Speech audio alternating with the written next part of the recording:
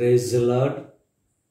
అతి శ్రేష్టమైన యేసుక్రీస్తు నామములో మీ అందరికీ ఉదయకాలపు శుభాలు తెలియజేయుచున్నాను.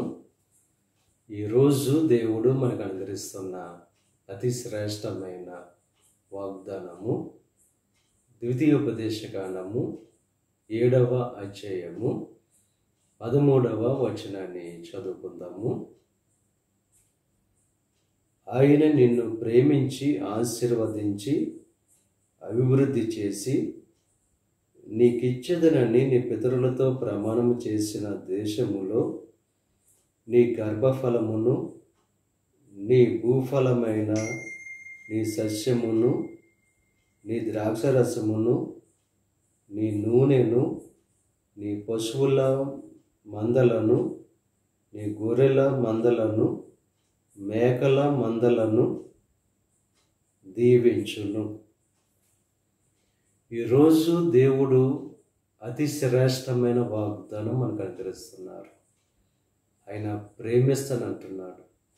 ఆయన ప్రేమించి ఆశీర్వదించి అభివృద్ధి చేసి మీరు పొందుకున్న వాటినన్నిటినీ దీవిస్తానని చెప్పి వాగ్దానం చేస్తున్నారు. దేవుని యొక్క ఆశీర్వాదం పొందుకుని అభివృద్ధి చెంది దేవుని చేత దీవింపబడాలంటే దేవుని యొక్క ప్రేమను పొందుకోవాలి. దేవుని యొక్క ప్రేమ ఎప్పుడైతే మనం పొందుకుంటామో ఆ ప్రేమను పొందుకున్న తర్వాత ఆశీర్వాదాన్ని పొందుకుంటాం.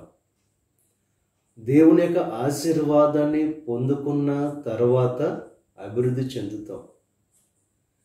అభివృద్ధి చెందిన ఆ యొక్క జీవితం స్థిరపరచబడాలంటే దేవుని యొక్క దీవెన అనేది కావాలి. మన సంతానము కానీ మనకున్న సమస్తము కానీ స్థిరపరచబడాలంటే ఆయన ఇచ్చిన అభివృద్ధి ఆశీర్వాదం మన జీవితాల్లో స్థిరంగా ఉండాలంటే దేవుని యొక్క దీవెన అనేది కావాలి. ఇక ఉదయకాల సమయంలో దేవుని యొక్క ప్రేమ ఏ రీతిగా పొందుకోగలం?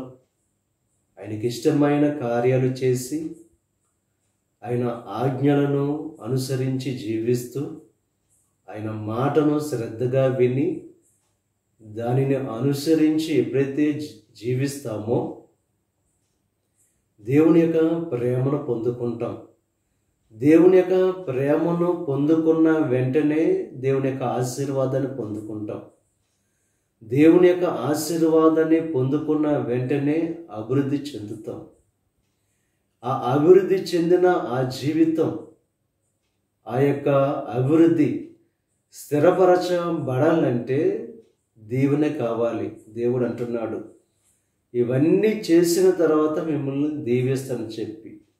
ఎప్పుడైతే ఆ దీవెన మనం పొందుకుంటామో మన యొక్క ఆశీర్వాదం తరతరాలు కూడా ఉంటుంది.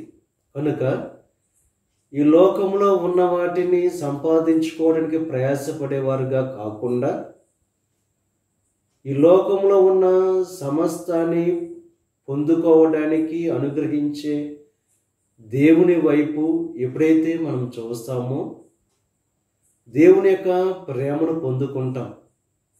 దేవుని యొక్క ప్రేమను పొందుకున్న తర్వాత మన యొక్క జీవితంలో అంతా కూడా సంతోషమే, సమృద్ధికరమైన జీవితమే.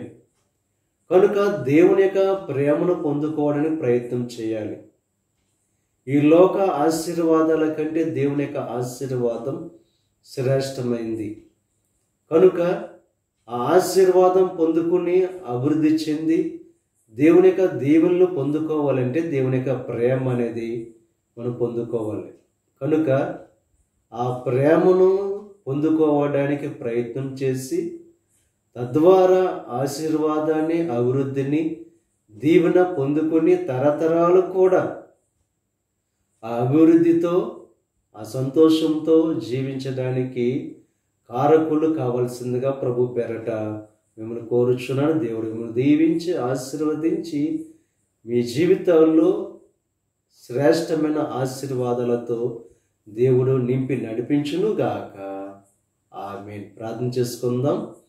పరిశుద్ధుడా, మహోన్నతుడా, నీ కృపను బట్టి, నీ దయను బట్టి దేవా, ఇక ఉదయకాల సమయంలో నువ్వు అనుగ్రహించిన అతి శ్రేష్టమైన వాగ్దానాన్ని బట్టి నీకు స్తుతులు చెల్లిస్తున్నాం దేవా. మమ్మల్ని ప్రేమించి ఆశీర్వదించి అభివృద్ధి చేసి దీవిస్తానని చెప్పి వాగ్దానం చేసావు. ఇక వాగ్దానం యొక్క ఫలం ప్రతి ఒక్కరూ పొందుకునే భాగ్యాన్ని కలుగు చేయండి. నీ ప్రేమను పొందుకోవడానికి ప్రయత్నం చేసే మనసు ప్రతి ఒక్కరికి కలుగు చేయండి. ఈ ప్రార్థనలో ఏకీపిస్తున్న ప్రతి ఒక్కరిని దీవించి ఆశీర్వదించండి. వారి రాకపోకల్లో నీకు సహాయం అనుగ్రహించండి. ఈరోజు తలపెట్టిన ప్రతి కార్యాన్ని సఫలం చేయండి. అనారోగ్యం ఉన్న బిడ్డల గురించి ప్రత్యేకంగా ప్రార్థన చేస్తున్నాం దేవా. వారి బలహీనత నుంచి విడుదల కలుగు చేయండి. నువ్వు శక్తి కలిగిన దేవుడవు, ప్రభావం కలిగిన దేవుడవు దేవా. నీకు మొరపెడితే దేవా మా జీవితంలో సమస్తాన్ని జరిగించే దేవుడు కనుక దేవా, ఈరోజు సమస్యలో ఉన్న వారిని సమస్యల నుంచి విడుదల కలుగు చేసి నీ కృపలో భద్రపరచండి. ఈ దిన ఆశీర్వాదాలు ప్రతి ఒక్కరి మీద మెండుగా కుమరింపచేసి నీ దేవునితో నింపి నడిపించమని మా ప్రభువైన యేసుక్రీస్తు నామం పేరట వేడుకొనుచున్నాం తండ్రి. ఆమేన్. తండ్రి, కుమార, పరిశుద్ధాత్మ త్రియేక దేవుని యొక్క కృప సదాకాలం మనకు తోడై ఉండి దేవుని యొక్క దీవెనలు ఆశీర్వాదాలతో నింపి నడిపించునుగాక. ఆమేన్.